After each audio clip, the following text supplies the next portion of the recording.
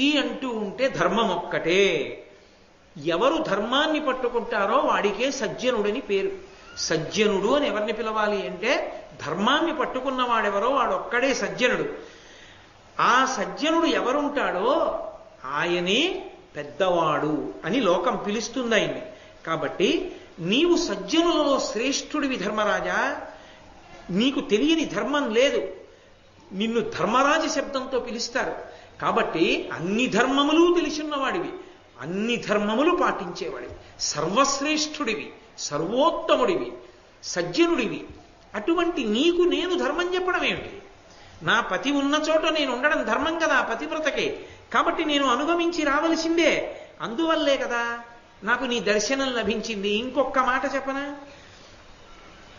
అసలు ఎంతో పుణ్యం ఉంటే ఏదో అదృష్టం కలిసి వస్తోంది అని గుర్తు ఏమిటంటే సజ్జన దర్శనం అవుతుంది, లేకపోతే అవదు.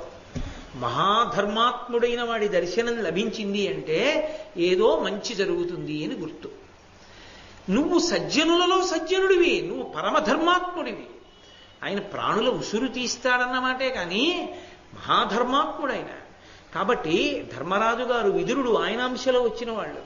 అటువంటి నీ సజ్జన దర్శనం నాకు కలిగిన తరువాత నాకు శుభం జరగకుండా ఎందుకుంటుంది? నేను ఉత్తినే ఎందుకు వెనక్కి తిరిగి వెళ్ళిపోతాను?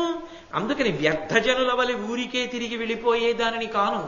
నీ దర్శనం అయింది కాబట్టి నాకేదో పుణ్యం పండాలి, ఆ పంట పుచ్చుకుని పెడతాను. ఇప్పుడు నేనేమి ఇవ్వలేను సుమా అమ్మ అంటే నేనెవరినని చెప్పుకున్నట్టు ఆయన తాను ధర్మరాజై ఆ మాట ఎలా అంటాడు? వెంటనే ఆమె తెలివితేటలకి అవాక్కైపోయాడు. ఆయన అవాక్కైపోయి ఆయన వెంటనే ఆగిపోయి అన్నాడు,